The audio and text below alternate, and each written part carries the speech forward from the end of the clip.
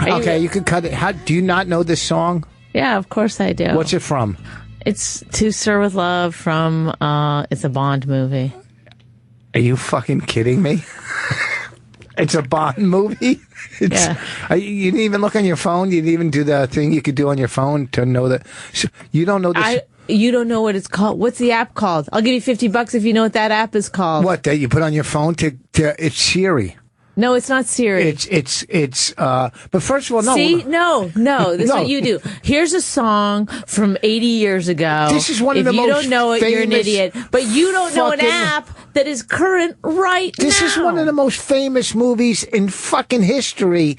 Okay, Sidney Poitier. Okay. Poitier, or whatever the fuck his name. How do you say his last name? Sidney Poitier. Oh, yeah, Sidney. Poitier. You nailed it. Poitier? Poitier. No one can say it.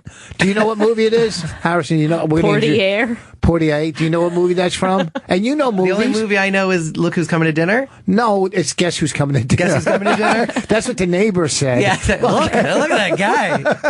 You don't know what movie this is from? To Sir With Love. Black Like Me. To Sir With Love. It's probably one of his most famous movies, where he was a teacher in England with all these tough kids, and he turned them around, and she was thanking him with That's a song. genre. That's not a movie. What do you mean? What are you talking about? It's Dangerous Minds. Was it Dangerous No, Minds? it's To Sir With Love. It was To Sir With Love. Oh, okay. Well, I said To Sir With Love. No, you didn't. But I said it was a Bond movie. Because, close. Anyhow, we have our guest tonight, Harrison Greenbaum, who I've learned so much more about. And this is why I really like Harrison. This is why, one, he could take a beating, and two, he smashed me last week, and I had no fucking comeback. We were going back and forth at the stand. Back off from the mic a little bit, I think. We were going back and forth at the stand, and he got the last word, smashed me. I had to surrender. It was good. I don't remember what it was, but I do remember. We were talking about last comic, and I go, I made it to the finals, and he basically said, yeah, but who's introducing who? It was a good one. He fucking smashed me. Okay. But he has some good ones at the table. What? I just want to, should we get into the plugs and stuff? I just had a friend call me and say, how do I find this podcast of yours from last week? Everybody's talking about it. Oh, it is. It's a pretty good podcast. So it was one that I didn't want people to hear. I asked you if you would not put it up. You put it up anyway. And now somebody's calling, I think, to talk about it. All right. But it's on riotcast.com. Our podcast is the same name as our radio show, My Wife Hates Me. Riotcast.com or iTunes. Go to iTunes. So, My Wife Hates Me, the podcast. Oscar from Texas, what's happening? Hey, guys. No, Jim Florentine was talking about it on Opie Radio, how epic it was. And so I was just going to see if you'd give us a quick recap and then tell us who won. Well, nobody won. We're both still married to each other. So audience members won, maybe. I don't think so. It's so embarrassing to me when we have a real fight. And the thing is that. Well, that was scripted. That was sent in. Then we pretended later it was scripted because I was so embarrassed. I was like, well, that was sent in from a listener. Wanted us to see how that would go. But basically what happened is that we had a fight outside the stand last week. Oh, wow. And it was all because Rich wouldn't pay attention to me. I felt. But here's the thing. But I didn't communicate to him that I felt he was not giving me enough attention. We're not mind readers. Guys are not mind readers, and girls want stuff that they want us to give them, but how we don't know when and where. So, but just maybe every once in a, maybe just every 2 weeks. Don't say I don't give you attention a lot. I do. Didn't I walk down the street say how beautiful your hair looked? But you don't take that kind of stuff in. No, that's fine. But you think that's funny because that's what you do. You're right. I compliment you. You list a couple of compliments, but that's not what I'm looking for. No, I tell you you're funny all the time. See, it's not really what I was going for. But that's fine. I get it. That's what you're capable of. I'm going to accept it. Oh, did you listen, Oscar? Did you listen to the podcast? What did they say about it? I'm going to. He just said it was like about the first 40 minutes was pretty brutal and got pretty worth listening to kind of stuff. So definitely I'm gonna have to I'm. You're going out to be of date. disappointed. No, you You're going to won't. be disappointed. It's like any fight you've ever had with your girlfriend. It's like, Oh, I like to listen to it. It's cringeworthy. I love it. it's cringeworthy, exactly. Have you ever heard our podcast before? Oh yeah, I love listening to you guys. I called. I've called in before. So. Oh yeah, but you're very unrememberable. No. Just tell us you're wearing pants. What part of Texas are you from? Midland. Oh, West- home of Buddy Holly. That's home of Buddy Holly. Oh yeah, we. Yeah, Buddy took the easy way out. Yeah. Well, listen to this podcast. You'll like it. Thanks for calling. And hope we did a show in Midland, Bonnie. Remember we flew down and did that thing in Midland? I don't remember. Yeah, it was No at a way. theater. Yeah, we did. It All was. right. It was in Midland or somewhere by there. All right. Well, And Jews had a Maybe separate I'll- entrance, I think. Yes. Rich had to walk through the back. he had to pretend he was Italian. We don't really ad lib that well in the beginning of the show. It picks up. Oh my God, he laughed and Oscar laughed at that. You're the only one who. Well, I laughed. It's true though. He would have had to pretend to be an Italian. So. Thank No. Thank you. There we go. Italians are the same as Jews. What are you talking about? We're the same. No. Not according to the Klan. Well, no. Depends who you ask. The Klan aren't big fans of Italians either. Really? No, I bet they serve pizza at their meetings. Well, the thing with the Klan that they're just, if Thanks you're for not calling, white, Oscar. thank you, Oscar. If you're not white Aryan, but you know what? And what gets me is white Aryan European. There's so many Europeans that are so not white and Aryan. You know, if you go throughout Europe, I mean, Well, every time there's a wave of immigrants, the Irish, then the Italians. yeah. It's just whatever. I don't want to get into the Klan's hatred because some of it I agree with. You know, some of it. I had a big fight with the Nazis on Twitter. What? They have an account at AMP14. I had a whole Twitter fight with them, and then they fucking blocked me. The Nazis blocked me. Wow. That's not right. What was the fight? I would just respond to all of their tweets. So whatever they tweeted, I would respond. So they were like, they tweeted an article about how Americans are getting obese, and they're like, Hitler supported fitness. And I was like, yeah, people lost lots of weight in the camps. Funny. You know, the Jews are number one on the white, number one hated on the white supremacy list. We pushed blacks to 2 or 3. I think it's Jews. Well, with the cops, blacks are still number one. Yeah, but with the Nazis, we're number one. I think blacks are 2 or 3, and gays. Yeah. Gays are up there too, and Mexicans. But it took a lot of work to get to number one. You know, I mean, to be Yeah. number one, it's pretty good. You got to foreclose on a lot of farms and do a lot of evil stuff. Kill their god. Once you kill their god, That'll do it. That or at gets least you up supply there. the lumber. Rich, you didn't do your plugs yet. Oh, this weekend. This weekend we're That's in. the only reason he has the show, so he can do plugs for the first half hour. No, I do. I throw them out a couple times. That's all. This weekend we're in Atlanta at the Red Clay Comedy Festival. Bonnie and I Friday will be doing our live podcast. Who's with our celebrity guest counselor? marriage counselor? I don't know. We got to see when we get down there. We're working on a couple people. I would like to get one guy who's working the Remember comedy Andy club. Kindler did it? It was so funny. He was so funny. At the comedy club, not part of the festival, is Duncan Trussell, but he's working the other comedy club. He's not at the comedy festival, but I would love for him to do it. Right, you love Duncan Trussell. I like him. I like the name. I just like the name. I think you've romanticized him just because of the name. Well, I like him anyhow. When we had dinner, he was a nice guy and he was funny, and I liked him. So we're doing Friday night our live podcast, and Saturday a nasty show to close out the festival. The first Atlanta. I'm not going to be nasty. Oh no, do whatever I'm you just do. going to do. Do I'm what just you going do. to do nice material. At the Red Clay Comedy Festival, and then the following week I'm in Cuyahoga Falls Don't at the try to Funny make Stop. me be nasty. Well, you don't You have dumb to. show. You are nasty though. Yeah, but this time I won't be. I want you to. If you say be clean, I'd be nasty. You say be nasty, I'd be clean. You see how I work, yo? have you done I Montreal? won't be told what I to have do. not yet. You haven't done Montreal? I have not, You no. kill. I've never seen you not do well on stage. I've never seen you. Well, Oh, the I one- have. No. I think the only time, and I don't even think you did bad. I don't remember. I think we did a roast together. Did we roast? What's the name from The Apprentice? At the fire, I wasn't at that. Omarosa? I wasn't at that Oh, one. you weren't at that? No, I tried to get on the So You Think You Can Roast thing, and I never got selected for that thing. Okay, so then it was. Then I've never seen Harrison have a bad set. Energetic. He won a Kaufman Award one year. That's where he first came on the scene, where we first recognized him at Caroline's when he won that thing. I think he won it not just because he was good, but he was the only one with a prop. No, I think most of the guys had a prop that year. They did. What was your prop? I did a little bit of magic at the end. Okay, so now you started. Which is very Andy Kaufman. He loved doing magic. People realize he was really. No, but he was so obscure. Well, Andy basically, the Kaufman. act He was did I a did disappearing trick at the end that he still has not revealed. Right, exactly. I always say that we had the Andy Kaufman Awards on Sunday, so they showed a big video tribute, and then at the end it said when his birth date and then the year of his death, and I always wanted them to add a little question mark at the end. Well, here's my Andy Kaufman story. Do you remember when we did at the House of Blues? It was supposedly his 20th year.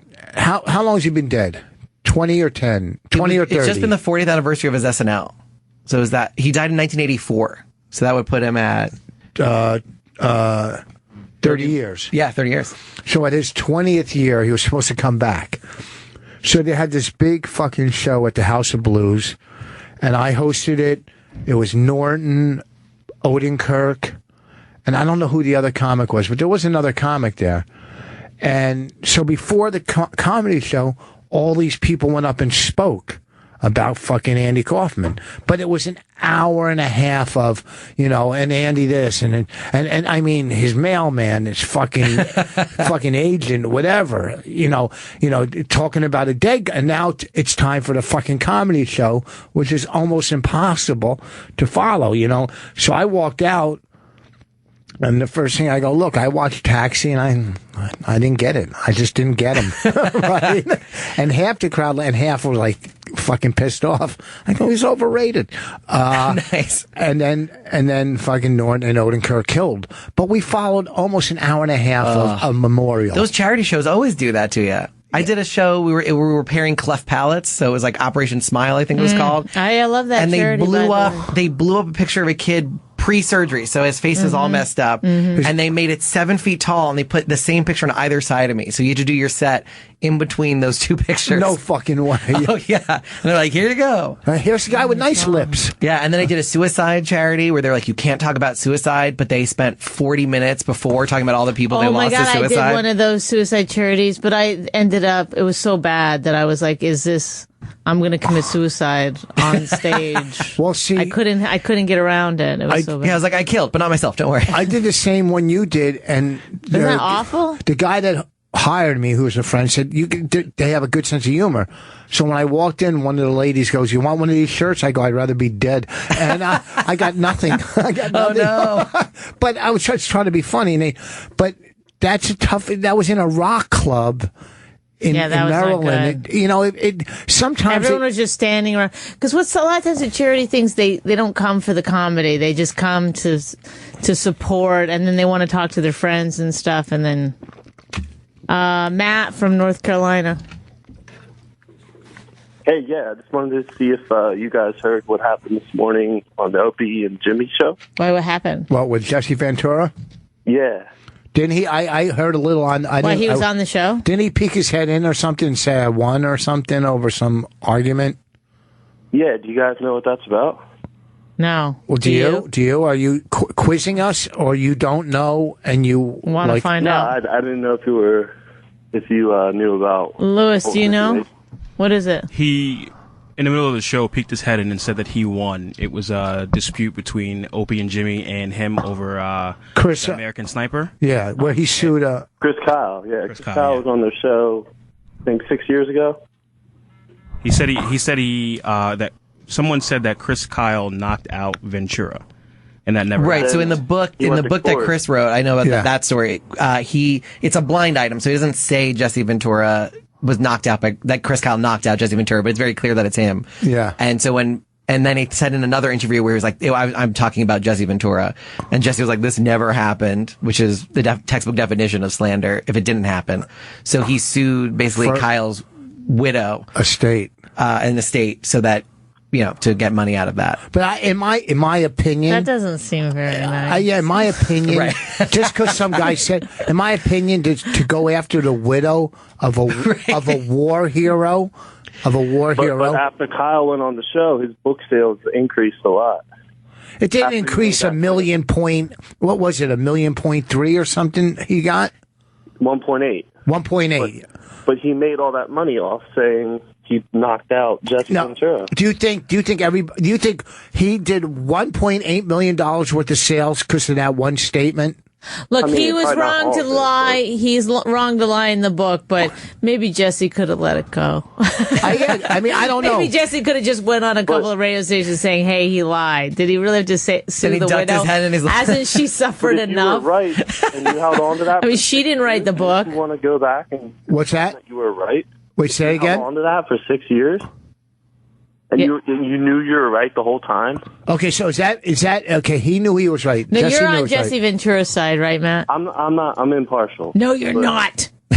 Is this Jesse Ventura? I can tell you're working for is. Jesse Ventura. This is just. Okay, James Adomian? I don't know. I just wanted to see what you guys saw. And listen. you guys are impartial, and I like listening to your show. I know the story to some extent, which I everybody just knows. heard the story. Oh, I know. I've heard it. But I just think, you know what he should have done if he won the suit. Then he said, you know what? That's all I need is to prove it's Right slander. now, I don't need let me donate the money back to the family. back to the family. You know, To snipers. no. Do you Let's think donate the widow? to. A self-defense fund, so nobody else gets knocked out. No, fuck. Do you think the widow has $1.8 million to? Probably she sold the movie rights and stuff.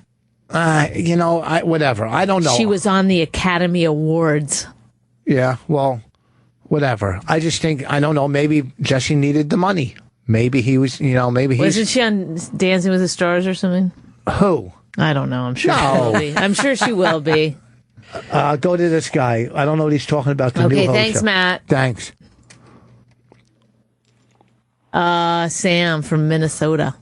Or Minneapolis. Hi, how's it going? Sorry. Hey. Oh, you were at my. Hey. Go ahead. Yeah, it was great.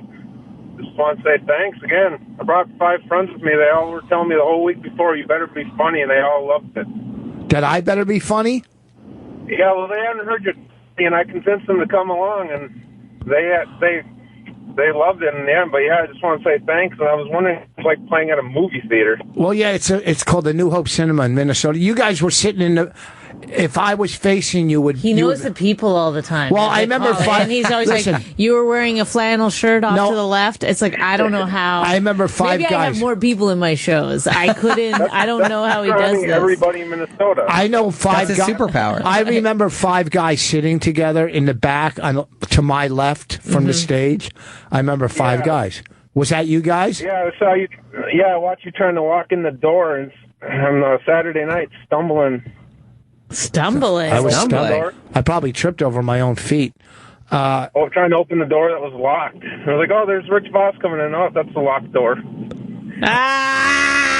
Red. I didn't go in a locked door. Boom! You tried. No, I didn't. This You guy. tried. Look at this Is guy. that a metaphor for the whole industry? You're just trying to get into a locked door that won't budge. Yes. Oh, there was a line of people blocking you in, so I can't blame you on that. Well, I remember. How fucking brilliant was I? Come on, let's be real. He's a legend. Well, I don't think it could get any more brilliant. Let's be honest. Wow. I was on. Wow. This guy. Thank you. Well, thank you for Yeah, supporting. Yeah. Man, it was Well, it's great better show. than a Thanks very shooting. much. All right. Oh yeah. All right. Don't say anything bad. Thank I'll you, sue you Sam. for 1.8 million. Oh, You my know, God. I'm working this Sorry, cl- Sam. Whatever. And Florentine's at the New Hope Cinema this weekend, and hopefully they put him on the front page for Saturday night because they only had me on Friday night on the front page for Friday, not Saturday. But it's a cool gig. It's whatever. Did you get to see any other movies while you're there? No, because they were earlier in the day and I played golf. But I want to see. They were showing they were showing Mission Impossible or whatever. But and straight out of Compton. Whatever. How come in every black movie the mother slaps the kid and says, "I've worked my life off for you to," and there's always a slap and Because She Jews do it has. just with guilt. They do it emotionally. She worked her whole life. She Maybe smacked him. she did. Maybe she worked her whole life. Yeah. And for him not to follow his dream?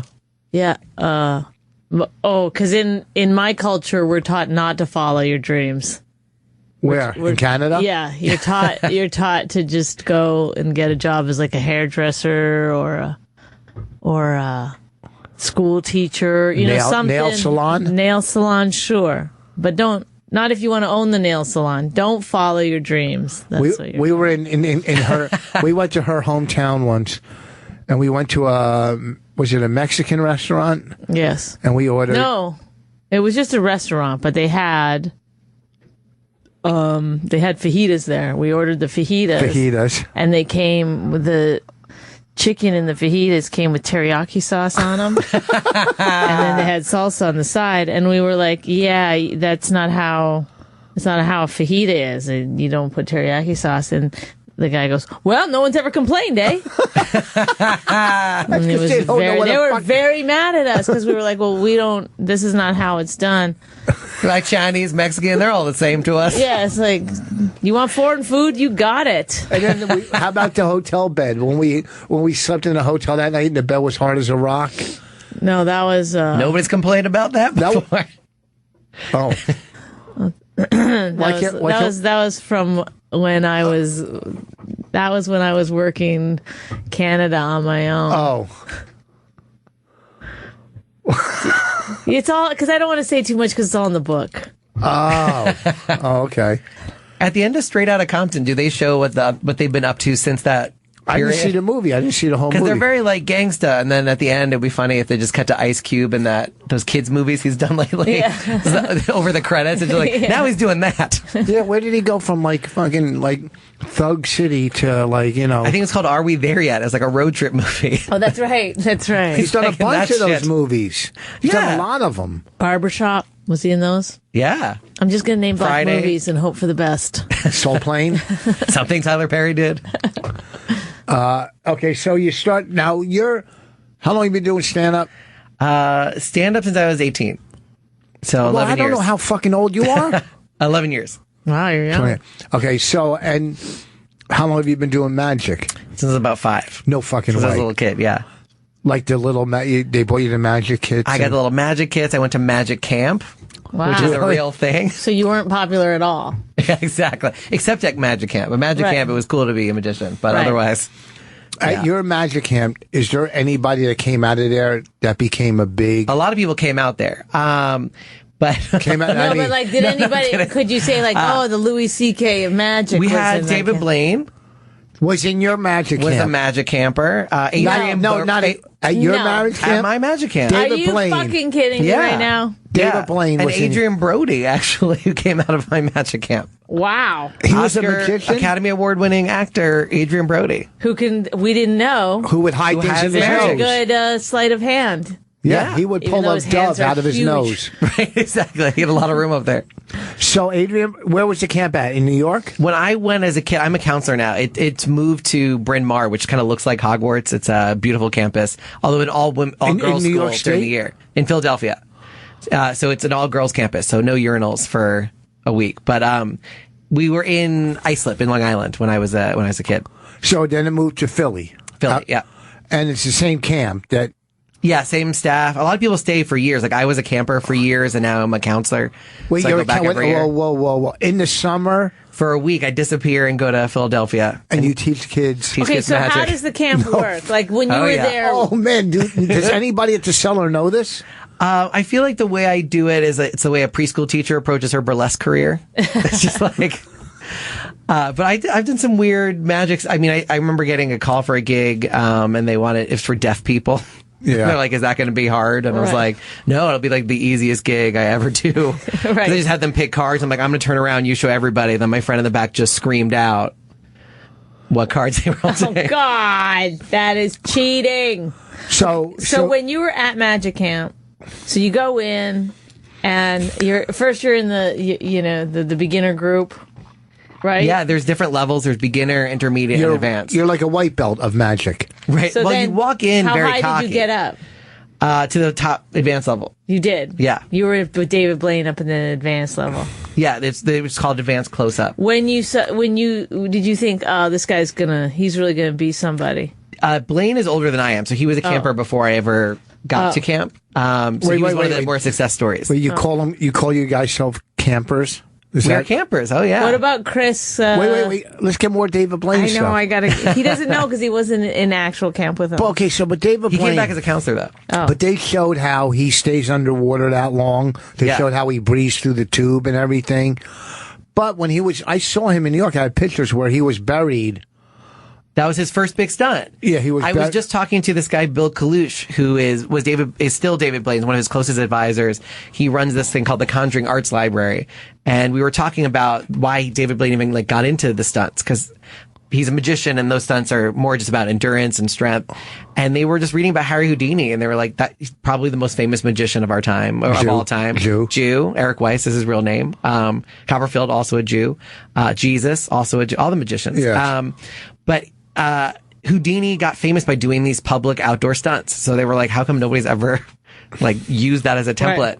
So that's what they did. They consciously were sort of using the Houdini template, which is you do these big outdoor stunts, get all this press, all these people to come and check it out, and that leads them to your magic shows. So that was Buried Alive. Well, I mean, I went there and I signed the book. I don't remember what the whole gig was. It was a whole week. He was in a clear coffin underneath. There was water on top of it. Yeah. He was literally buried in this coffin for a full week. Oh, he had a little bit of water. I think they were able to get him water because you can't last for a week without water. Yeah. But no food and just a little bit of water, whatever bottle of water he had or something. But that's just survival. That's not really a trick. No, you could easily go fucking nuts or go. Yeah, he couldn't move. I mean, he's literally in a coffin. But you could go. He would wave at you, and you could. It was a whole week. So but it's not a trick. It's not a trick. No, it's not a trick. But it's as freaky and as crazy as anything on the planet. I met him once, Where? I was working on a show called Spy TV where we did epic stunts or something, epic, hidden camera things. And I don't know why he came by one of the things and was hanging out. He was like this. How you guys doing? Good. Yeah, he's very. Yeah, having fun.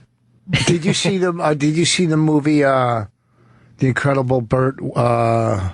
Wonderstone. Yeah. Was there real magicians in that? I'm trying to remember. I like the Copperfield movie. Pops up for a second. I like the movie.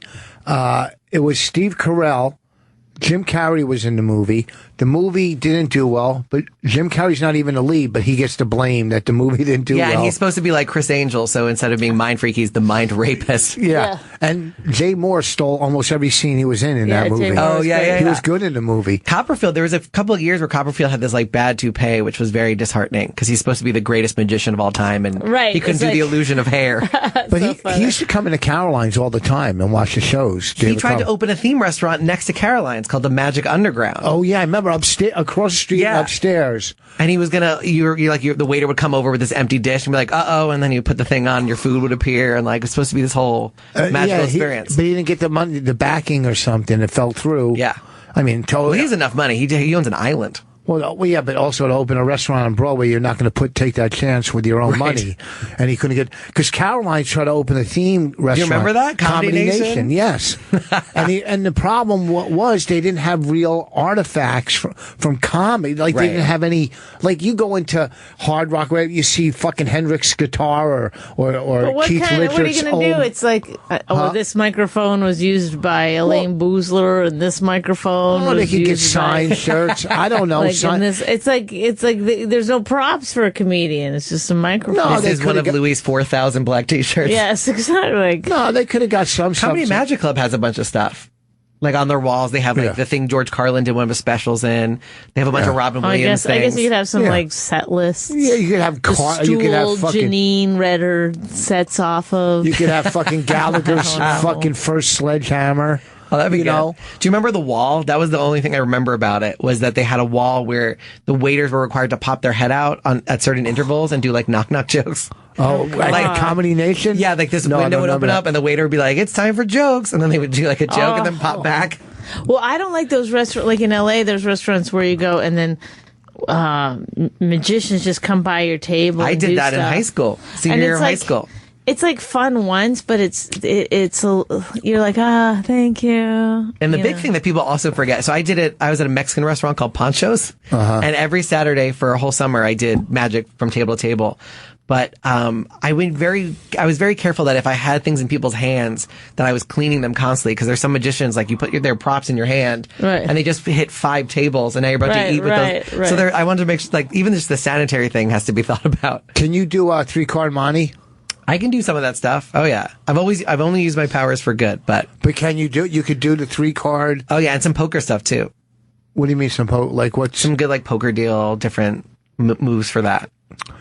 You see, if you were gambling in Vegas or anything, there's nothing you could do unless can you count cards? Are you a card counter too? A little bit. I mean, I wouldn't try anything any stuff that I would be doing at Vegas would be very easily caught. You have to go to like the next level to fool them at this point. There's so many cameras and all sorts of stuff. I don't know and why. And if you just win at all, right? They start watching you. Like, but I don't know why that should be illegal to count cards, because it's not illegal. So you can't get arrested. The cops can't arrest you. They can ask you to leave. They can refuse the right to. But they're a private establishment. So that's sort of the loophole. Is you can't go to jail for card counting. Yes. They could just. The only problem is there's that old school mafia thing where the fear in the back of your head is, if they take me to a back room, nobody knows where I am, and yeah, but you don't let them take you to a fucking back room. That's right. Well, that's why those guys just leave. They go, "Thank you, good night." No, you get. But they get money. Roughed up. Those guys, huh? Those guys can get pretty roughed up. Not nowadays. It's all corporate. It's not mobsters anymore. It's all corporations. Fucking Harris owns half of the fucking Vegas, and MGM owns the other half. You know what I mean? Yeah. So it's not like, maybe the mobsters run the fucking laundry or the fucking, but it's not like it used to be. It's all corporate. So no one's taking you in the back room. Harris is not taking you in the back room and fucking crushing your fingers with a hammer, okay? Because I think you'd have a nice lawsuit going. Right. Josh from Nebraska, what do you want to say? Hey, thanks for taking my call. I got a question for Harrison. Hey, Harrison, can you use your ass to make a dick magically disappear? Oh, I see what he did there. That was. Is that a? And you know what he did right there? He said to the screener, it's a compliment. Oh, let's go to this guy that says, I'm putting him to sleep. Maybe this guy is going to say something nice. Yeah, let's see what this guy says. Johnny Gills. From Queens. What's going on? Hey, Rich, I've listened to you, I've laughed, I've cried, we've been through times, but you're a snooze fest without Bonnie breaking your balls. I hate to say it. I'm not going to do it anymore because Rich has asked me not to. I'm a snooze fest. You know what? 32 years in the business. Maybe you're a snooze fest, Johnny Gills. Makes you old. From Queens. Yeah, what have you done? Guess what I think you're doing? Reading off a piece of paper. Huh? Your list of things that you and Rich have done together. I'm writing this down. I'm writing this down, Bonnie, so I can read it. I'm writing it down. What do you do for a living? Is there a way to get that dick in the ass guy back? No, he hung up right away. Hey, Gills, what do you do? Hold on. What do you do? I'm an occupational therapist. Oh, really? So, hey, look at this. Take the little ball and they're the worst. People say that when I go, shut up for a second, Johnny. Shut your mouth. No, I'm not trying to make a joke. I'm just saying it's really a stupid. I would like to find out, actually. Bravo! Johnny. Yes, I will hang up on you. No, don't hang up on him. For a second. He's anger. He's got a lot of anger, this man. No, I don't. Yes, you do. Could I? People always, say that they're an occupational therapist when I'm talking to them in the audience, and I don't know really what it is. Oh, I thought he said physical. Go ahead. I would love to tell you. Thank you. For instance, like senile people with carpal tunnel who have, their knuckles popping out in their face.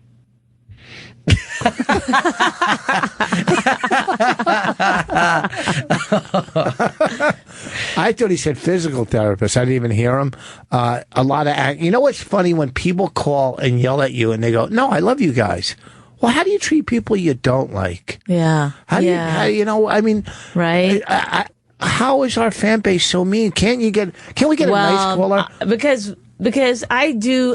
Look, I'm not that big into people that are calling like, hey, you guys are fantastic. No, I just don't- wanted to say hi. I don't get it really No. how that's entertaining to anyone else. No, but we want someone interesting to call But if that somebody maybe were can to have add something. something to add, maybe a magician, and maybe somebody has an actual question that they want to ask Harrison Can you about. or maybe David Blaine will call. I would love that. David Blaine. That would be his own magic He'll trick. call, and guess what? What? He won't use a telephone. It'll just magically appear in the ether. Yeah, Kate, our producer, can you get David Blaine on the phone? Yeah. Oh yeah, look at him. Yeah. He doesn't know who David Blaine is. We got the worst crew here. Look at our. It's gonna be some fucking dude that's like, "This is Blaine, David. You wanted me to call."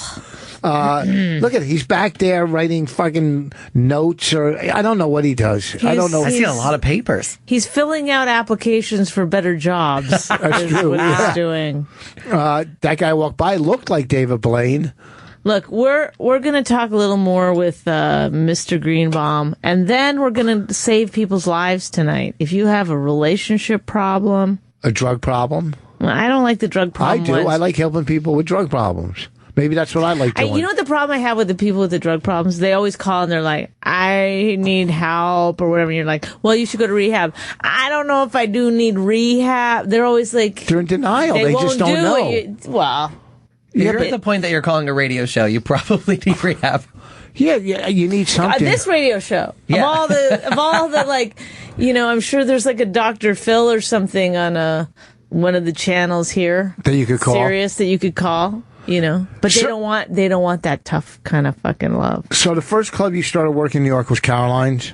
That was my Did first you big start club, yeah. as a magician? I did magic when I was in high school, and then when I got into college, I started doing sort of a mix, and I was hanging out at a comedy club a bunch, and I was like, this seems more fun, and then kind of shifted gears into stand-up. Oh, but why didn't you think like, oh, I could be a really funny magician? How come those two don't mix very often? They do. They don't mix well in the sense that I think the you rules don't that... see a lot of really funny magicians. I don't know. And the ones that are sort of funny are ones doing sort of... A lot of them are doing Amazing stolen stuff or Jonathan. or stock stuff. ironic. No, Amazing comedy. Jonathan Oh, was Amazing funny. Jonathan's amazing. Matt King. Matt King Derek is Hughes. more funny for kids.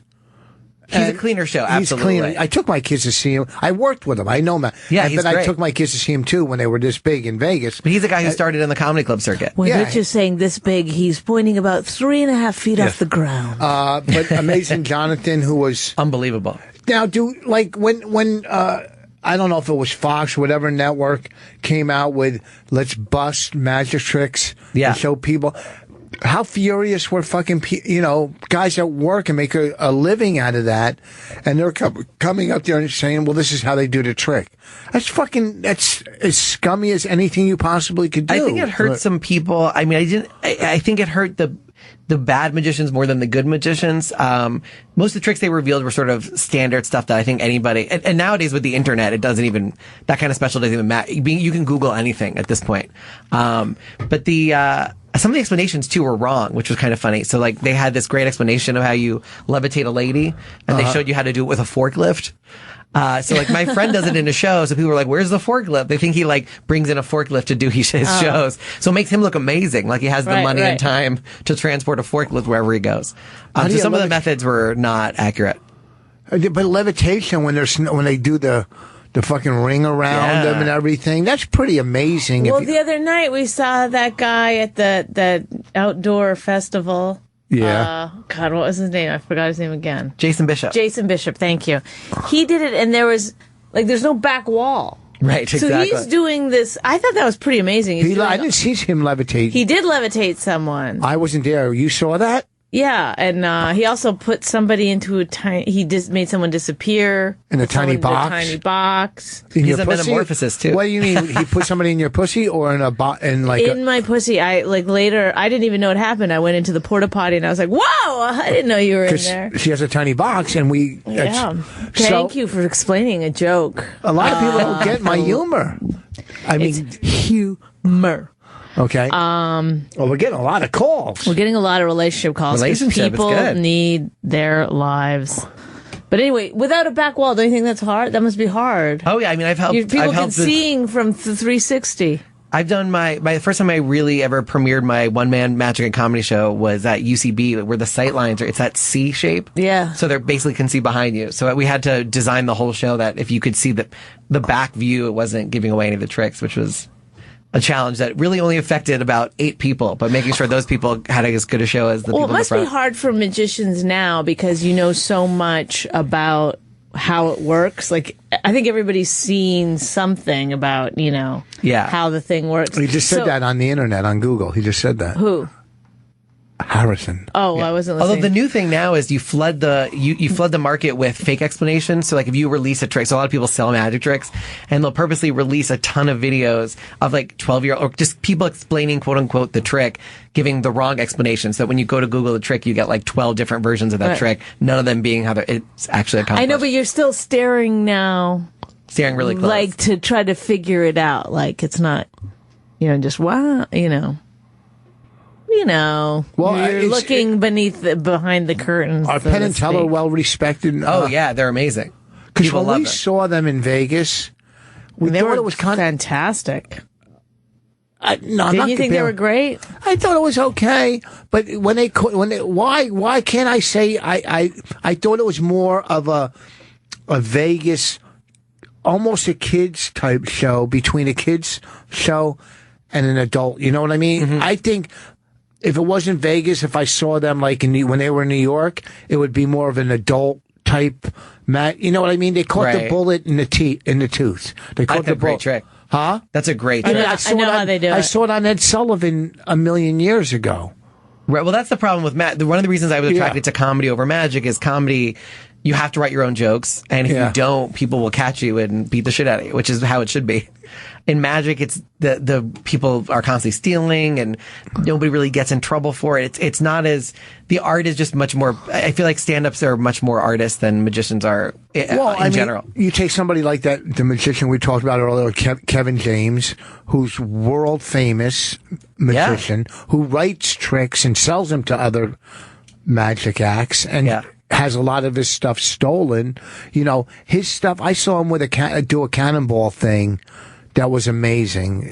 Shooting a cannonball through a stomach. I don't remember what it was, but it was fucking amazing. I've never seen this trick. You see someone catch a bullet in their teeth. Yeah, comedians always know that you can write new jokes. There's always new jokes to be written. Yeah. Magicians tend to act like all the tricks that have been invented have been invented. No, but they can't. And then somebody like Kevin comes along and you go, oh, that's totally new. Nobody's ever done anything like it. Well, but see, here's the thing. If you see a guy, like I said before, on Ed Sullivan 30 years, 50 years ago, catch a bullet in his mouth, right, in his teeth.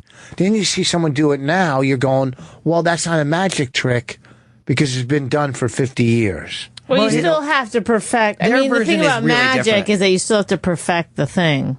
You still have to, And the bullet catch dates back even further. I mean, there's a book called 13 Have Died, and it's about the 13 magicians who died doing that trick. Oh, really? People have died? The funniest one, I mean, not that they're funny, but the funniest one is this guy was basically touring the Wild West. I mean, like frontier towns, doing the bullet catch. And some guy stood up and goes, catch this, and just shot him in the face. Aww. Because it was a real gun. So that magician died. That seems like that could happen now. That doesn't sound that okay. If you're performing at colleges, let's do this. Let's take a couple of these calls. Let's help before people. The break. Let's help some people. Harrison is single, dating, trying. Okay, you do well. I do okay. Yeah, I just got out of a relationship with a Rockette, so we're near where she works. An original Rockette. Well, not from the 40s. Oh, okay. I think your name is I'm dating Mary Tyler Moore. Malachi, but close enough, Miss Lady. How you guys doing? Malachi, good. How are you? I think that I'm positive they've spelled that wrong because So we gave you advice. We gave you advice on something that was going on in your relationship. Wait, Malachi, my producer wants me to ask you how you spell your name. Malachi. Okay, nailed it. All right. That's not how I've ever seen it. I had a little bit of practice. But yes, you guys gave me some advice. Okay, so what's up? Some weeks back, you gave me some advice. I had just bought the missus one of those little Polaris slingshots. She's being a real bitch about things. And it was jokingly, but you gave me some advice, and I followed through. Well, what did we give you for advice? Well, you said that there's a certain amount of bullshit you can deal with from your other half. Right. And when it goes past that, it's not right, basically. Right. And I was way past it, and you guys were right, and I appreciate it. You saved me a whole lot of money, and I want to do thank remember you for that. this call. Oh, so you now. broke up with the girl? Yeah, I sent her back home. You know what I mean? It was...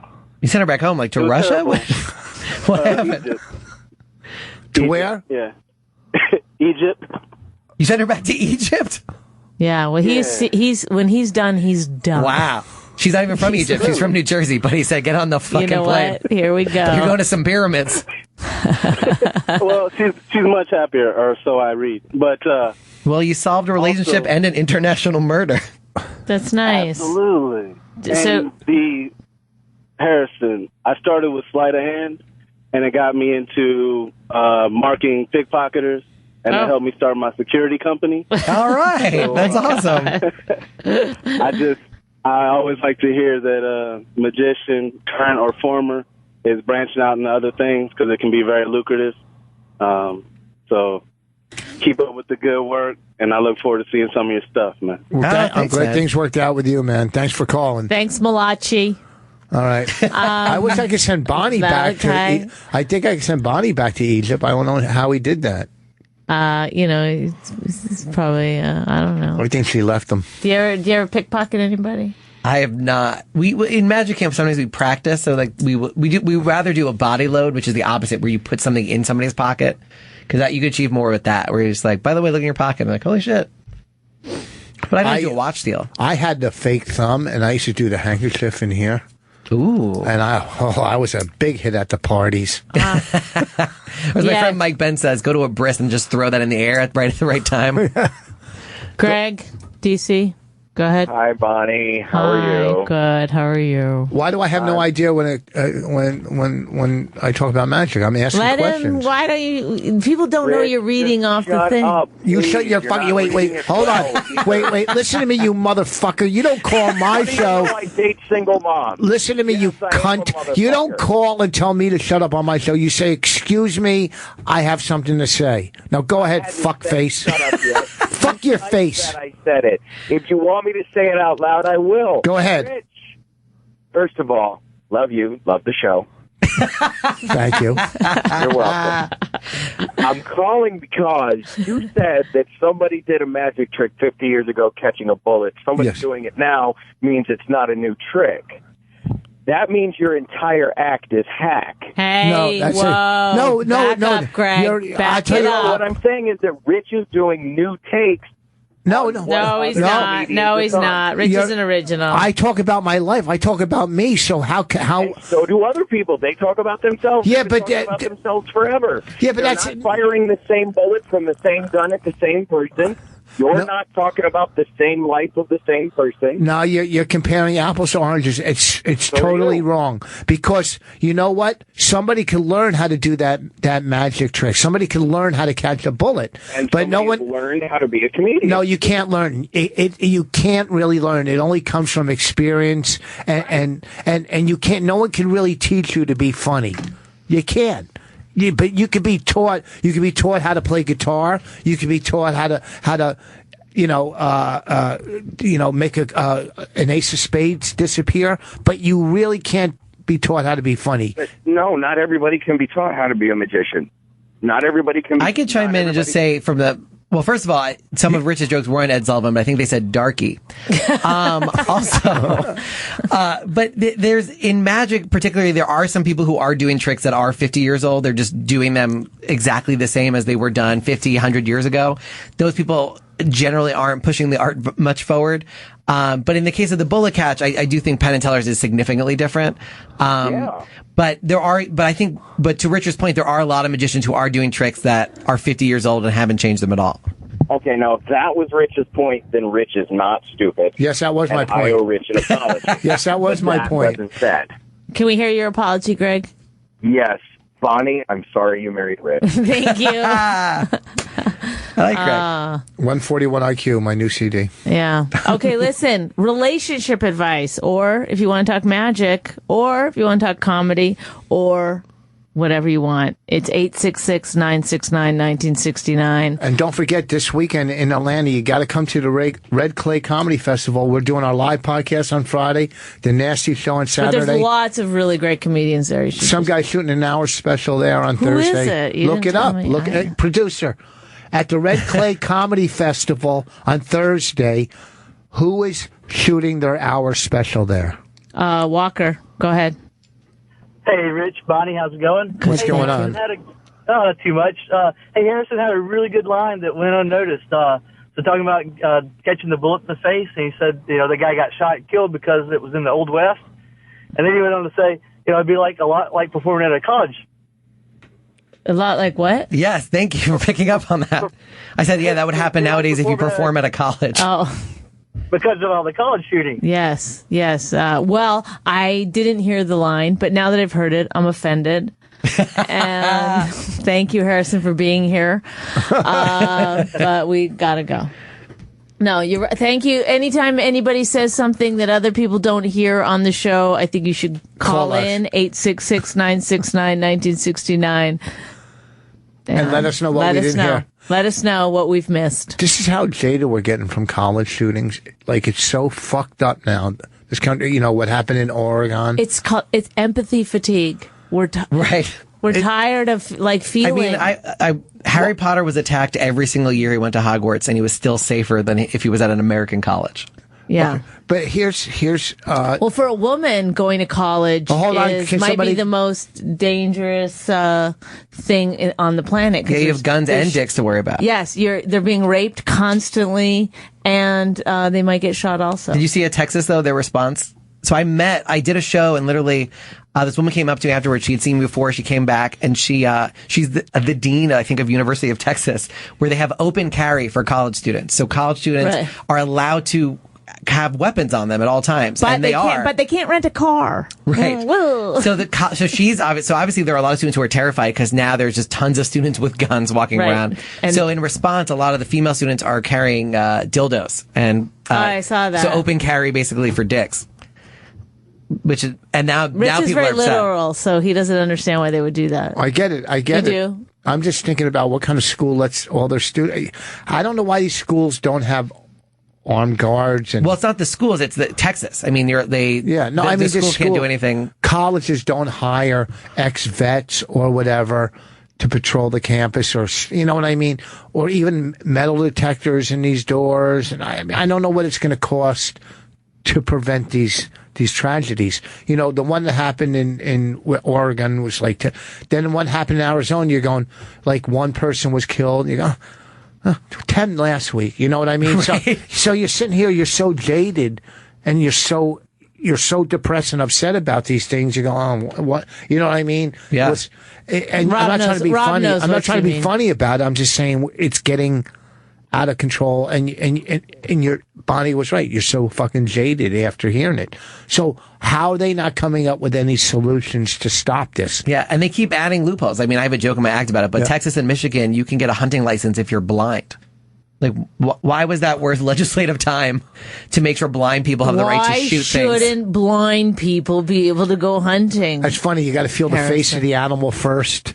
Well, I said give them guns, but just put blanks in their guns. Don't give them bullets. They don't know. It's fucking. Just tell them they're hitting shit. Go ahead, Rob from Nevada. What am I pronouncing wrong? I'm so starstruck. I get to talk to Bonnie. Uh-huh. I just want to say something I've always wanted to say to you. I've heard your comedy. I love your comedy. But oh my God, you're an idiot. So's your mother. So's your mother for not aborting you. Go ahead. Oregon, not Oregon. Oh, big deal. Who gives a fuck? Nobody gives a fuck. Hey, Oregon. I do. Oregon. I do. No, and one more. You live in Nevada. Why do you care? You live in Nevada. See, you can't even pronounce Nevada right. Oh, I said Nevada. I was the one who pronounced it wrong. Hey, know what I can say right? Go fuck yourself. How about that? Did I say that right? I will say this. If your state's name is mispronounced, that means nobody gives a shit about you. Your state is so shitty. Yeah. The fact that people even know it, that don't know it's Oregon. But hey, listen. That's on Oregon, honestly. No, wait, hold on, Rob, before you hang up. I was going to hang up. Oh, you have, like, you calling into a national radio show. Don't you have anything you want to, don't you have anything Drive time in Los anything Angeles. positive you want to put out there? Or in Yes, the I pit? do. Actually, today is my anniversary. I've been married for 7 years. Thank you very much. Okay, see, now, wouldn't that, Good. Wouldn't that be a nicer way to start with this, like, Rob? Huh? Rob, Who's don't you the think lucky guy? putting out a little positive energy might just make this world a little better? Or calling in and go, you didn't say Oregon right. Who gives a fuck? Rich, What? Rich, I still don't like you. That's okay. What your What comedy, did you though. get your wife for your anniversary? AIDS. She got me a one-way ticket to Oregon. Oh, boy. Ugh, I really hope. I was trying to really get real, Rob, but if you don't want to, that's No, up to 'cause you. she's not That's real. on you. He lives in Nevada. Is that right? Nevada. Nevada. What part of Stay with Nevada? me, Rich. Nevada. I live in Fernley. And where? Fernley. No one's heard of it. Is it near Reno or Vegas? Right outside of Reno, about 30 miles outside of Reno. Oh, God. If you have to locate your town by telling us you're near another even sadder town. Isn't that fucked up? Reno is depressing. Reno is so sad. It's fucking depressing. Oh, my God. When are you going to come to... Hey, Rich, when are you going to come to... He just called him you by his own name. Yeah. He just yelled, "Hey, Rob!" I know, and I'm the stupid one. When am I going to come? Oh, What man. When am I going to come? What, on your wife's back again? I don't know. Yeah, would you please? She'll enjoy it. She loves that shit. When am I going to come? Where? I always say you can come in a girl's back, but you can't come in a condom and then dump it on her back. That's not allowed. That's the difference between peeing in a pool and like standing on the outside and peeing into a pool. When will you arrive in Reno? I don't know. Like I used to work Reno all the time when they used to have an improv there at Harris or something. But I think a Laugh Factory opened there. There's a Catch there. Catch Rising Star. Yeah, that's it. Yeah, but they don't. I think there's a Laugh Factory. I might be working there at some point. Listen, Rob, can you hold for a second? There. We're going to take a break, Okay. and we're going to come back. This Friday, Saturday, Atlanta. Come out.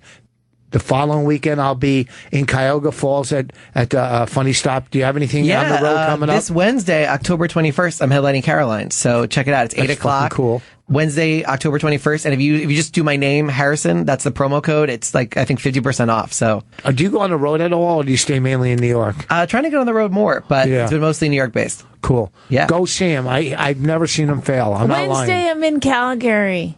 Tomorrow, That's at what festival is that called again? YY Comedy Festival. I saw the theater you're working. That looks Yeah, cool. but I forgot now the name of the theater. That looks.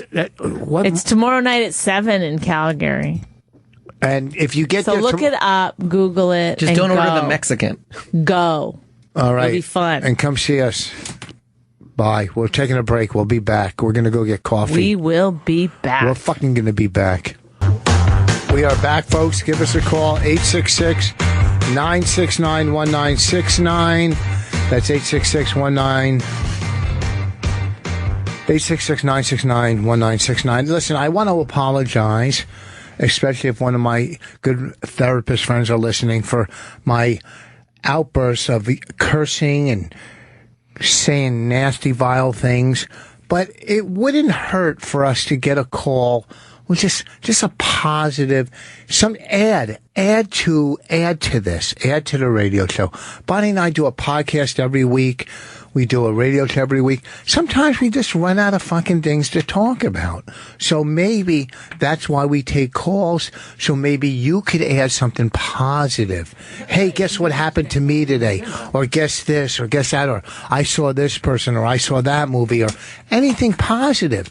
Okay? Because we can't every week do a podcast, do this, and not have anybody contribute anything to these calls. You know, when Jenny, our therapist, calls, or our therapist from Denver, they add to the show. Even Lady Where Truckers. is our caller from Denver? Even I think he's upset that we're using another therapist, but But she's not giving us, you know what I mean? Like, what we need is somebody who's going to give us actual free therapy. That's what we're looking for. A therapist who's like, I'll fix any of your relationships out there. I'm good at it. But we need someone to weigh in on us. Well, I just apologize for my outbursts and my cursing and saying Why?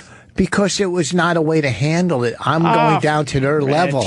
I'm coming down to their funny. level. It's the funniest thing you did of the whole show. No, it wasn't funny. It was an easy way out. I wasn't clever. I just said your mother should have aborted you. That's not clever. That's mean. And I'm not a mean person. I'm a nice person. No. No what? I told Rich this the other day. He said, I'm going to start being nicer. He wants to change his reputation. I said, your reputation's already done. Do you remember the first time you ever met me? I probably told you to get me coffee. No, the first time I ever met you, not that you met, I was still just a comedy fan. I was like in college, I think, or high school. And it was the, Opie and Anthony tour when it was at Jones Beach. Yeah. It was like Patrice, you were on it, Norton, Louie. Yeah. And there was like an autograph thing you could go to after the show, and it's just a line of all you guys. And I still have it. I got to find it because I could text you a picture of it. Oh. And the first thing I've ever heard from Rich was he just goes, "What are you smiling at, faggot?" I didn't say that. Yeah. I was just like, "Oh no!" And then you signed my thing. Well, back then you were allowed to say that. No, it was hilarious. But that was the first thing you ever said to me. But you were allowed to say fag back then. We used to call our friends fags all the time. You'd be like, answer the phone, like, "Hey, fag, what's up?" And now you can't. One day I said to Raina, I said, "Let's go, fag." And then I was like, "Oh, that doesn't seem right." Seems weird to say that to your daughter. Don't say it to your daughter. Well, I didn't know that was offensive until who's the gay comic that we use in our movie? He moved to L.A. They're gonna be like, "So who's that faggot?" No, fuck. The gay comic. Todd Glass? No, that used to work at the stand. Oh yeah. What's his name? Thomas Dale? Yes, yeah. Thomas Dale. Well, he said that's offensive.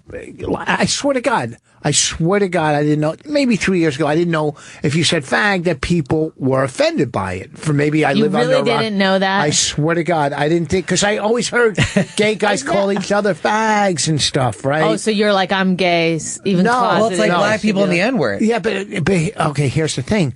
So he said that's very offensive. But that night he was on stage going, retard this, retard that, retard this. Right, not supposed to say that one. Well, I go, well, you know what? You're quite the hypocrite. And I pointed out to him, I go, well, that's just as offensive as saying fag. Maybe you're right, and then he blew me and I threw him out of the car. Well, the thing about saying that we're retarded is they probably don't know. They do. No, they do know, right? Yes. My sister is mentally handicapped. One of my favorite jokes of yours. You helped me with that bit because I told you the story and you said you should do that on stage. I was setting it up.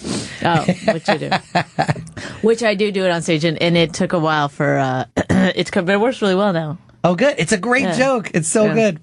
Go to Ryan in Alberta. I think we just blueballed the audience. We're like, Bonnie has this great joke, but you won't hear it. You won't hear it unless you come to the Calgary Festival. Cool. Ryan. I'm almost en route. I'm going to Bowden instead of Calgary. Where's that? Just north of Calgary there. Oh, are you going to go to the festival tomorrow night? I don't know what the festival is, but hopefully I can get tickets for it. But I don't know what it is either, but it's, it's a theater. It's called the YY Comedy Festival. The YY Comedy Festival. Okay, and you're only there tomorrow night or what? I'm just there one night, but I looked on the website and there's a ton of really good comedians for real that are going to be there. Who? I can't remember their names. Is it all week? But I could look it up. Is it all week long? It's all week, I think, but I want everyone just to come on Wednesday. Did our producer find out who's shooting the Hour special in Atlanta? I believe it's Andy Sanford. Andy Sanford. Andy Sanford. Oh, I think he's from Atlanta. Do we know him? Yeah, he's shooting. He's one of the beards of comedy. What? The beards of comedy. What's a beard? Oh, Rich, you could be on that. You have tour. A beard. The Beards of Comedy. Is that date? There's really a tour? It was 3 comics in Atlanta. They all had beards, so they call themselves the Beards of Comedy. Oh. And Andy's, I believe, one of them. Is he funny? Funny dude, yeah. Oh, okay. He's shooting an Hour Thursday night. Thank you for looking at it. Watch it. Wait, I didn't get to it. What do you want to talk about, Ryan? I was wondering how many pilots you guys have shot, and if there's any way we can see those. No, there's no way to see them, and we shot, I don't know, at least 6. There's no way to put like a documentary series where you guys kind of break them down or anything? Well, once we shoot them, we don't own them. That's like we put up one on our website once, and they made us take it down, the Comedy Central one. Oh yeah, we didn't put up the whole pilot. We only put up some of it. So you're not. That was a good pilot. That was a pretty funny pilot. So, I don't know. Yeah, no, we shot about 4 or 5 of them, and plus webisodes. And Did you get to see like old pilots just break them down? You even just watch them. You know what I mean? Like that would be a good documentary to take parts of your pilot and see what and was right. re-edit it into a documentary, or be like, hey, this is what was bad. Then you could show. Then you could do hidden camera inside in meetings and stuff, or just like a series where you get to show all the pilots, and if any of them hit on like a Netflix or whatever, you turn them into a series. Yeah. There you go, Harrison Greenbaum, our new agent. Yes, thank you. My Jew side is showing. Yes. Oh. Okay, thanks, Ryan. I'll see you at that show tomorrow night. This guy's coming to my show in Rochester. I want to talk to him. Thanks, man. Thanks, Ryan. Go to Dave in New York. I got to ask him something. Is it number 6? Yeah. David? What's up, guys? What's up, boss? Hey, man, I got to tell you, you know that club in Rochester? I go to all the comedians there, and you are my wife and I's favorite. You're the most funny. When you asked a black guy what his name was, he said Rob. Without missing a beat, you go, oh, so it's a verb and your name. We fell on the floor fucking laughing. Thank you. Do you have any connections at Oak Hill? I mean, I could ask Brother Weiss. He could probably... Let me ask you, before you hang up on me, what night, Thursday, Friday, or Saturday, do you do the most crowd work? I usually do, if I'm going to do crowd work, I do it on the second show usually.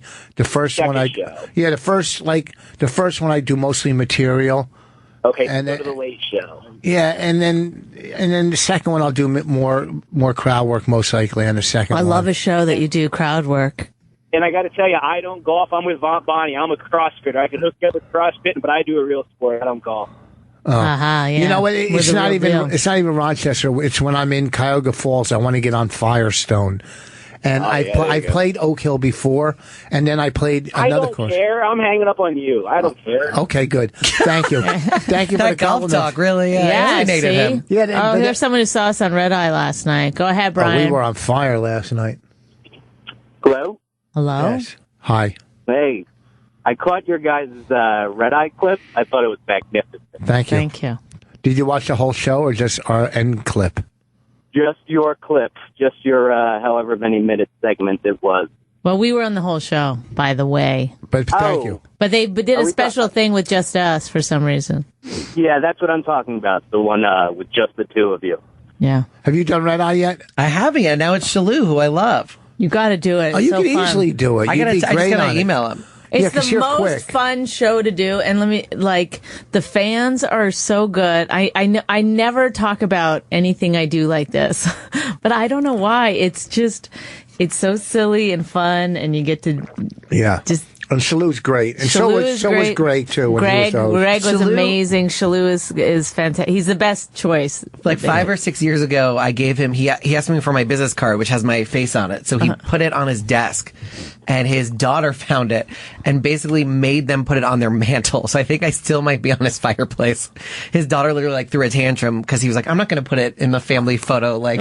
And she was like, "No, it's got to go up there." And I don't know if I'm still up there, but I got to find out. Did she go to your camp when you were a counselor? No, Tom was literally like, it was just the funniest thing because you just saw the photo and was like, it belongs up there. Oh, yeah, you'd be good on the show because you're quick, and I mean, not that you have to because you prepare, but what does this mean? I'm getting snipped in 2 weeks. That's like a vasectomy, I think.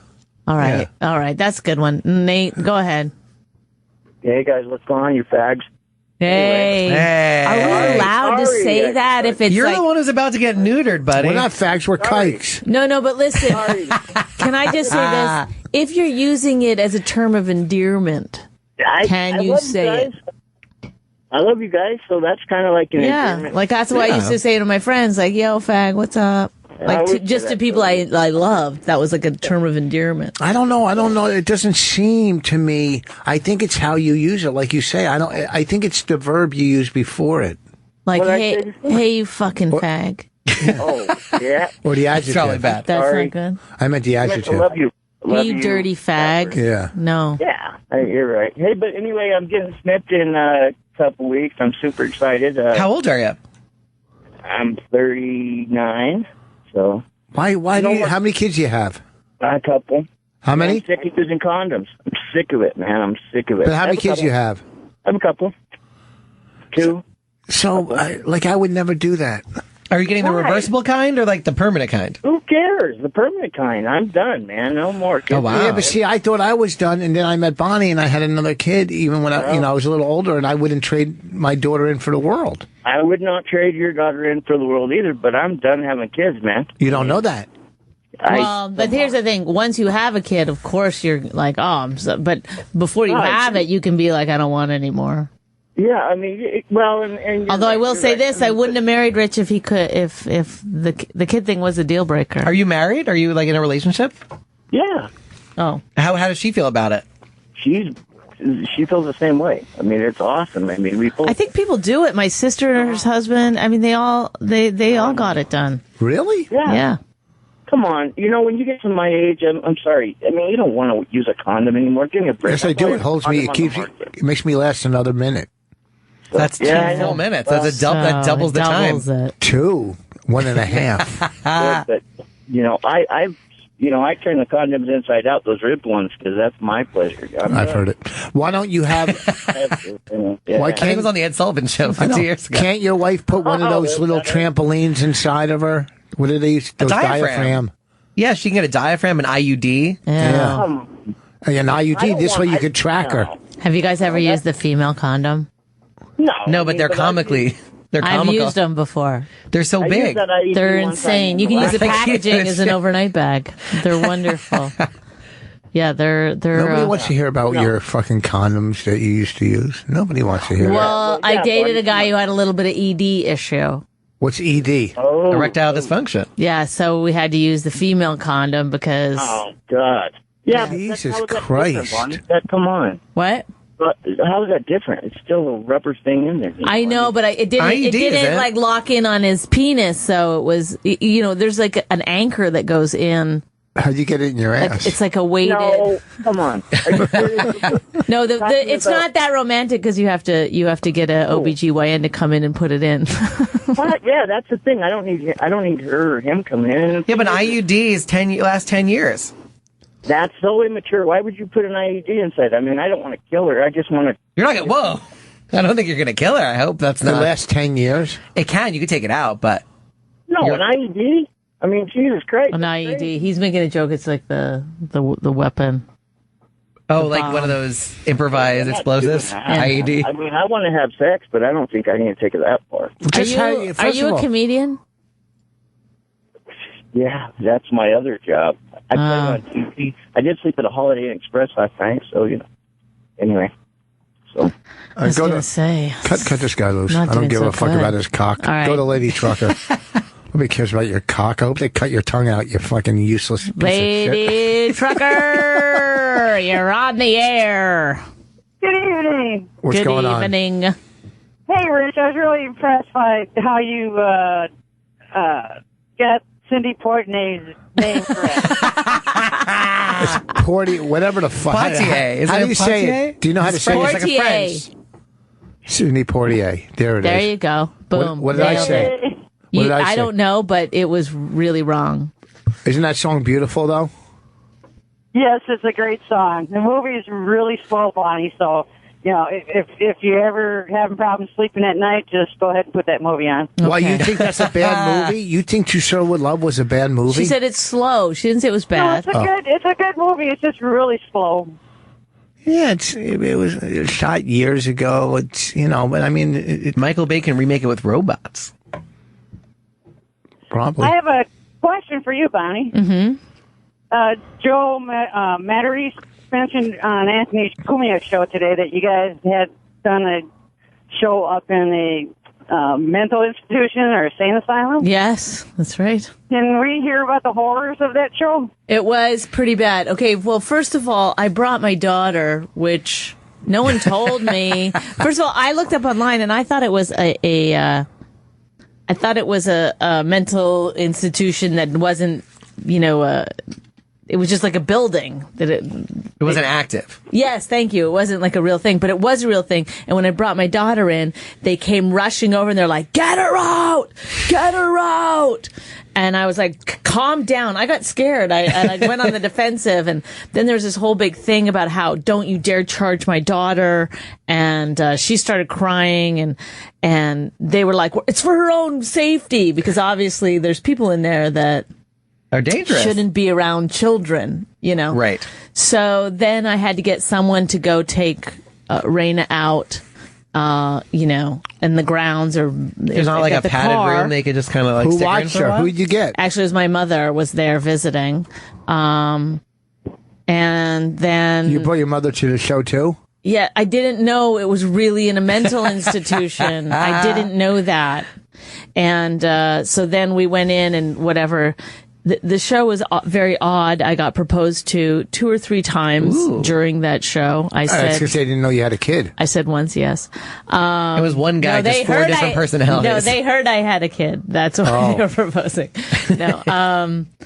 So it was more like you're doing crowd work, but very gently. I was in a mental institution. I was on the psychiatric ward.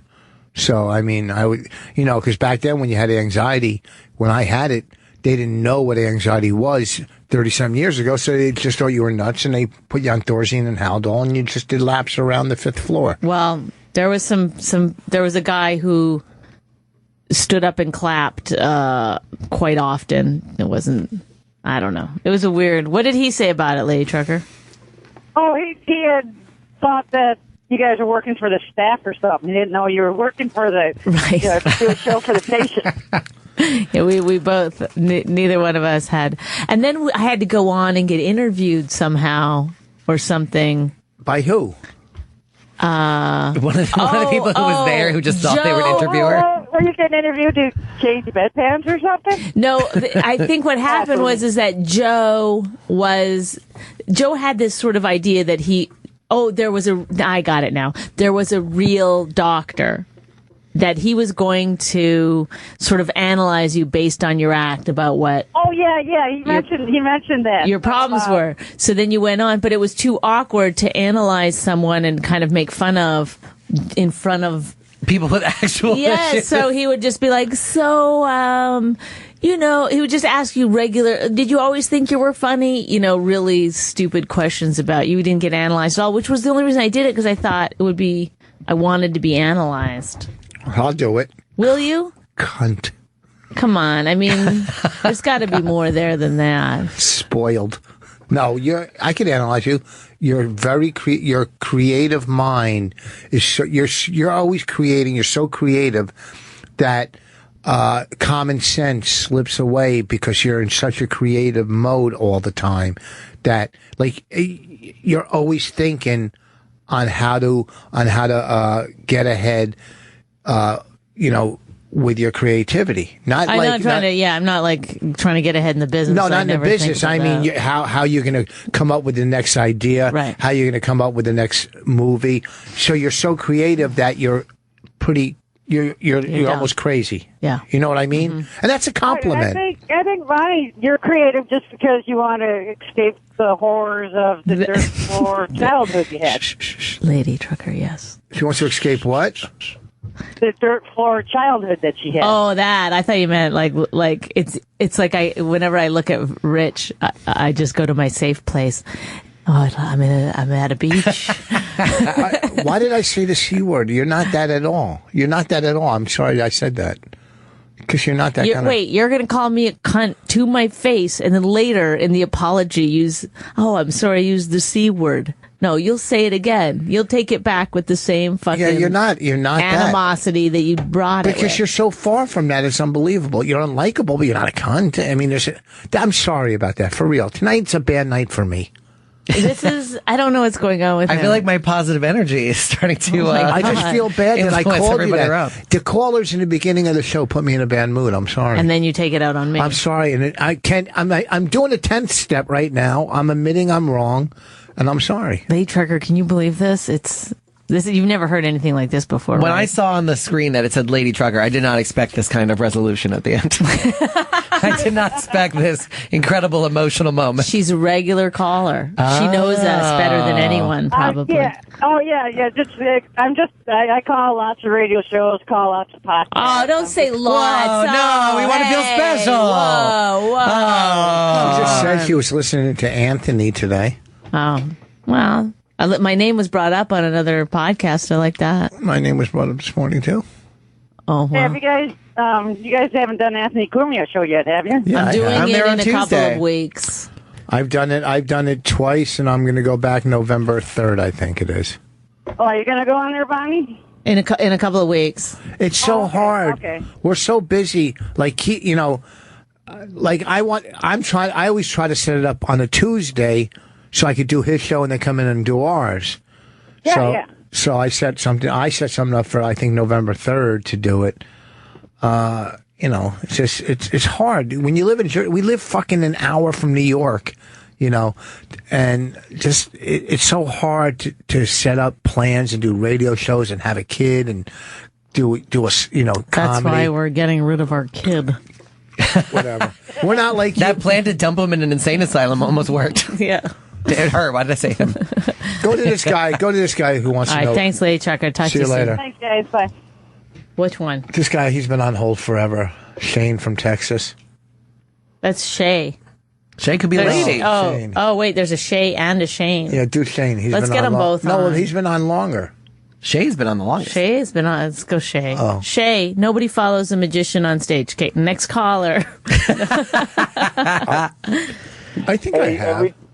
I was going to tell you that every Tuesday my son has catechism, and I sit in my car in the parking lot, and I just love to listen to you guys. So there's some positivity for you. Thank you. Aww. And you're keeping people out of the church. How do you like it that Rich and I aren't fighting this week? I love it. See, I love it. some people do I enjoy just love hearing your voices, really. Well, somebody needs to go to that insane especially you, asylum. Bonnie. Thank you. I tried comedy one time, and this guy there was a guitar player on the stage, and he did people would shout things out, and he would mash the songs together. He was pretty awesome. And then the headliner, his name was Dan Davidson, and Dan Davidson tells me, "Hey, I don't like following magic acts. I don't like following the hypnotist. I don't want to follow this guy. Can you go up and do 5 minutes as a buffer?" And I was just wondering if you guys have gotten in that situation. What do you do after one of those acts that aren't comedy, to kind of get your set going? Well, it is. I'll tell you, I just remembered this one time. Do you remember that time I was headlining at some weird club? It was in New Jersey, and Prime time. And on before me was a psychic, and he would have people come up to the stage. Oh, shit. And he would tell them what was going to happen to them for the next 5 or 10 years. And it was such a genius kind of bit, because they didn't know. They wouldn't be able to ask for their money back for 10 years. Right. I actually, there's a new psychic show called Monica the Medium. It's on ABC Family, which is now becoming, I guess, Freeform is its new name. But they're all full of shit. All those people who claim to talk to the dead. They're all doing this thing called cold reading. But I started tweeting at her, and I was just like, "You're full of shit. Here's a YouTube video of me doing it. It's not that hard." And then after 8 tweets, she blocked me. So my 9th tweet was, "If you were really a psychic, shouldn't you have blocked me before any of those tweets went out?" I know this guy is going to be a problem. You know what? No, but the guy, I said to him, so he did 40 minutes, and he was supposed to just do, I think, 15 or 20. Yeah. And I said to him, when he came off, I was like, "You did too much time." And he goes, "When I get in the zone, there's, hey, I just got to go with it." And I was like, "Well, no, you don't." Because you're now, this is my show that you're on. You're like, it's so weird. Did you get the feeling that tomorrow you're going to be fired? Yes, Did you get that feeling? Do you know this is going to happen? But he was really mad at me too. He acted like I was being such an asshole. Like he's saving lives. Did the girl stick up for him? The girl goes, "Hey, leave him alone." The MC, and I was like, "You both are fucking fired." Oh, you know what?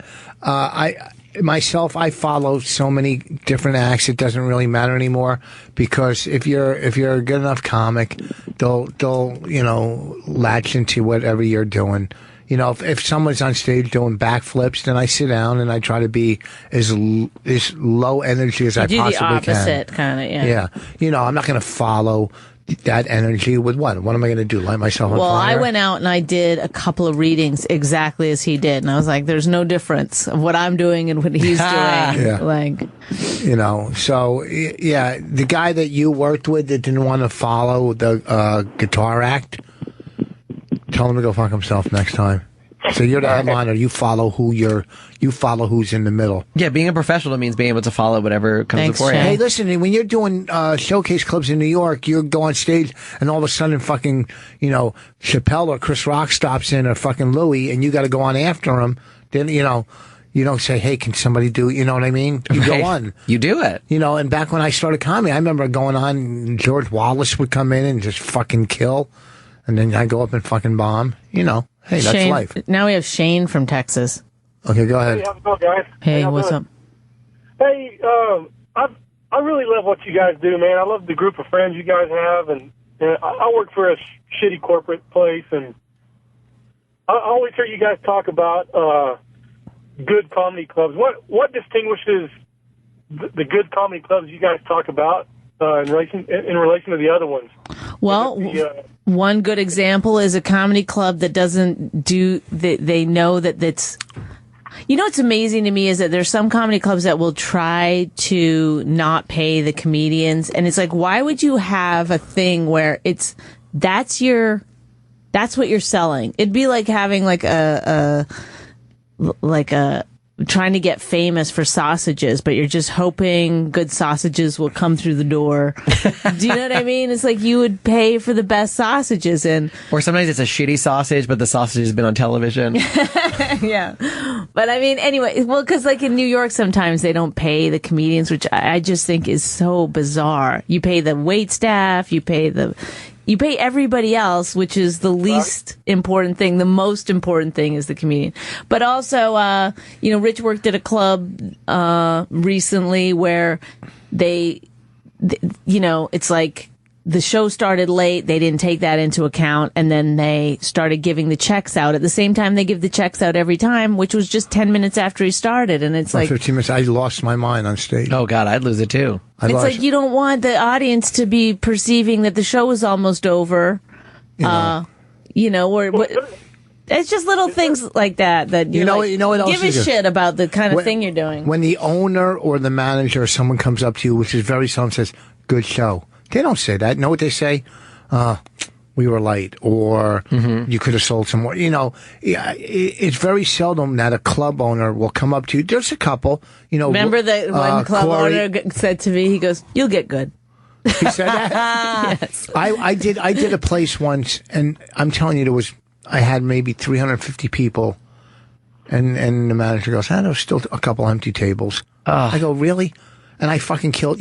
When someone can compliment you, you'll get that more from, I don't know, someone who's been around the business longer. You get clubs that have managers that used to work Fridays, so what do you expect from them? They don't really know comedy.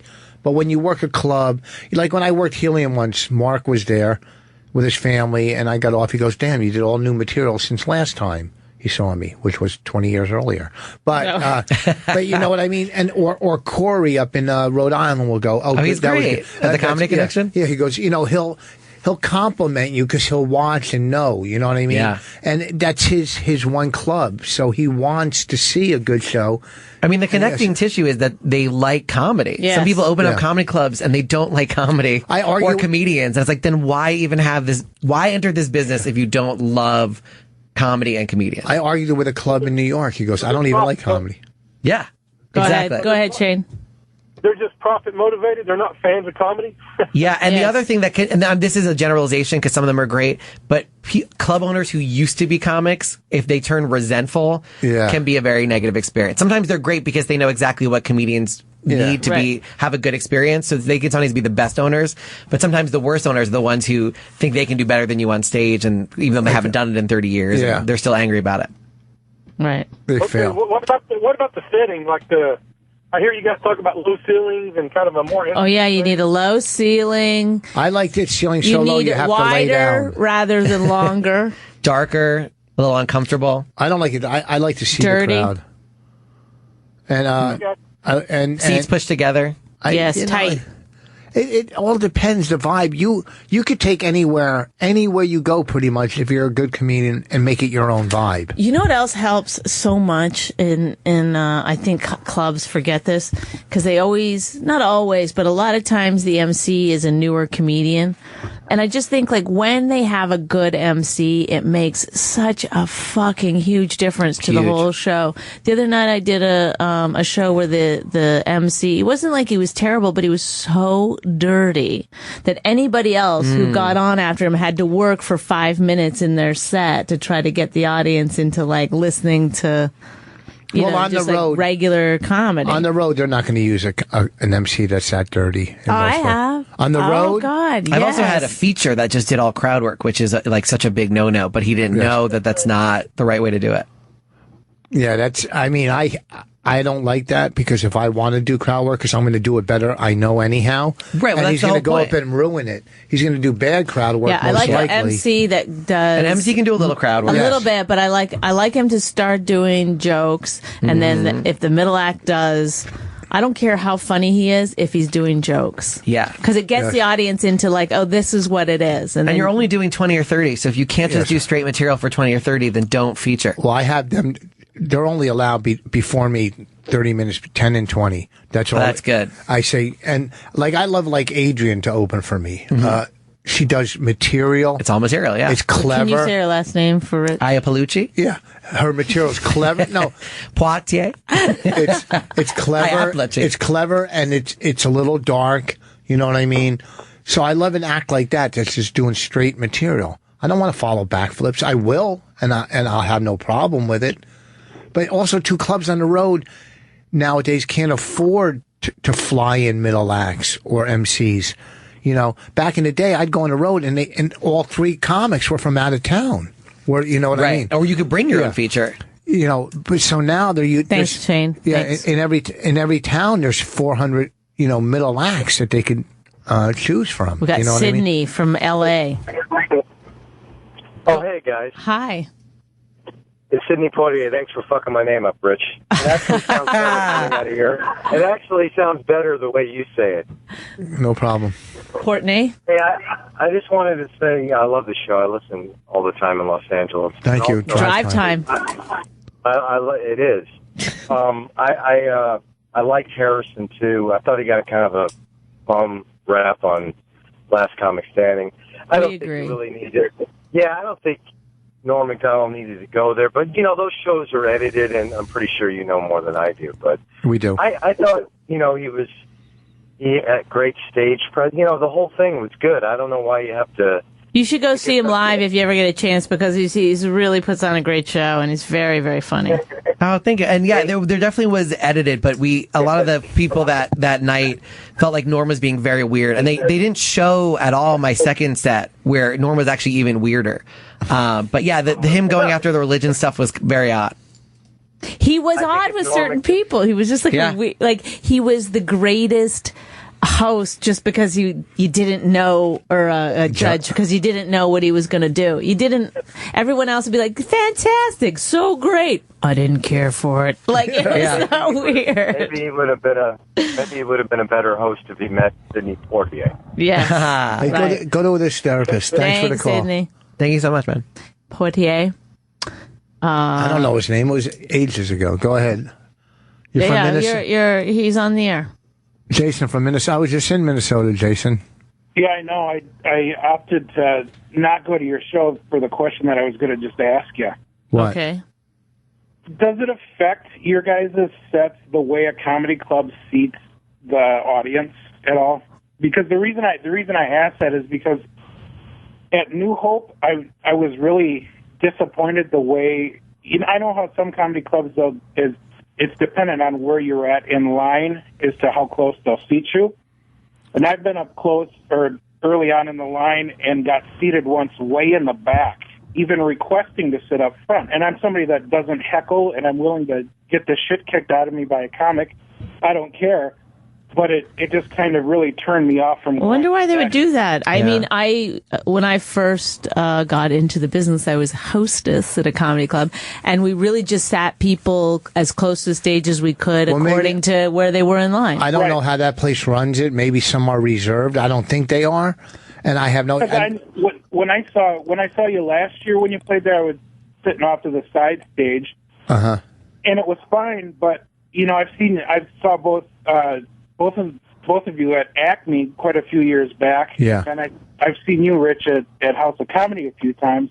And Acme's a great club, and I know as talking to the comics, you guys love it because it's small and intimate. It's got the low ceiling. Mm-hmm. But as a fan, I love House of Comedy, but that's got such a high fucking ceiling. I mean, is it possible sometimes if somebody really, really wants to sit in the front, they don't put them there because that's sometimes a warning sign?